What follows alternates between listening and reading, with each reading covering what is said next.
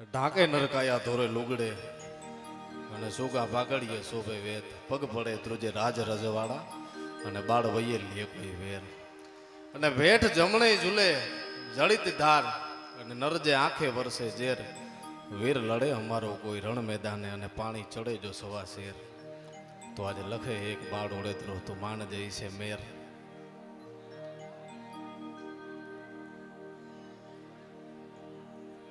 મહેર સમાજનું અને સમગ્ર ઓડેદરા સમાજનું આંગણું છે. આ ક્યારેક ક્યારેક એવી ઘટના બનતી હોય કે મેરામણ આપણે કોઈ પરિવારના આંગણે જતા હોય પણ આઈમાં સિકોતર અને ગુરુ ગોરક્ષનાથનું આંગણું અને એના નિમિત્તે આ શરદ પૂર્ણિમાનું એટલું ભવ્ય આયોજન. આધુનિક જમાનામાં માણસને પોતાની જિંદગીમાંથી દેવર્થને જવાનો સમય નથી હોતો. પોતાના જે કંઈ કુળદેવ હોય, પોતાના જે કંઈ કરદેવ હોય, વીર વછરાજ હોય, આઈ સિકોતેર હોય, ગુરુ ગોરક્ષનાથ હોય, પણ એકવાર જોરદાર તાળીઓ તમારા ખુદના માટે થઈ જાય. કારણ કે આ 21મી સદીમાં હજી તમે લપેટમાં નથી આવ્યા. આ લપેટની અંદર એકવાર જોરદાર તાળીઓ તમારા ખુદ માટે થઈને થઈ જાય.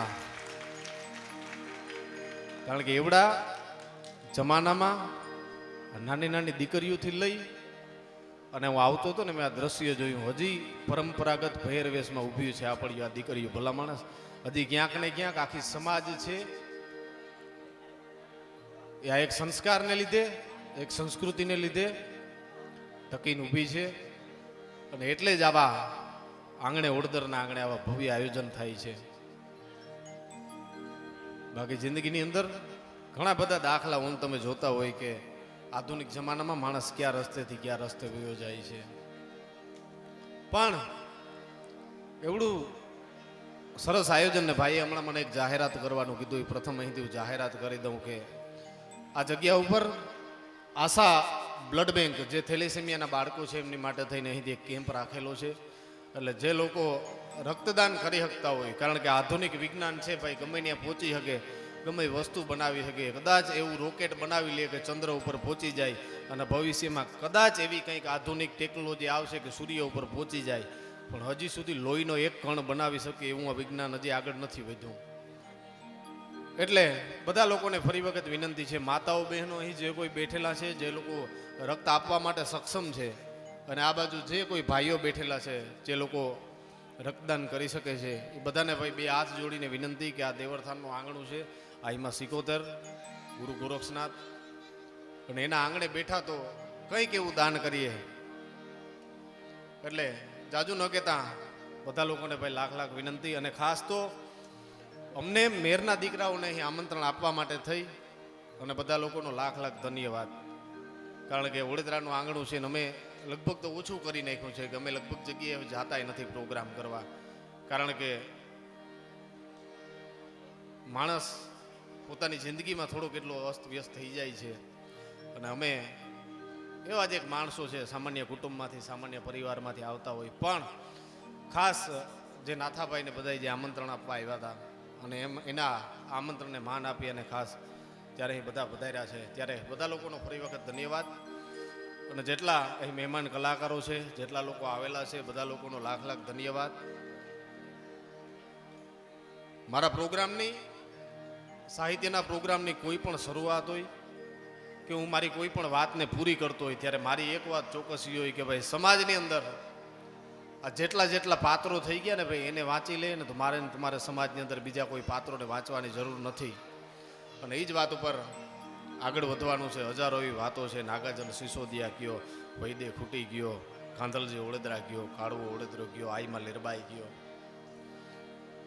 લોક સાહિત્ય અને કલાકાર થવા પાછળનું મુખ્ય એક કારણ મારું એ હતું કે સમાજની અંદર જેટલા બહારના હું તમે કલાકારો બોલાવીએ છીએ એ કદાચ મારા તમારા એક જ પૂર્વજ કે મારા તમારા એક જ સુરા કે મારા તમારા એક જ સતીની વાત કરીને વયા જાય છે.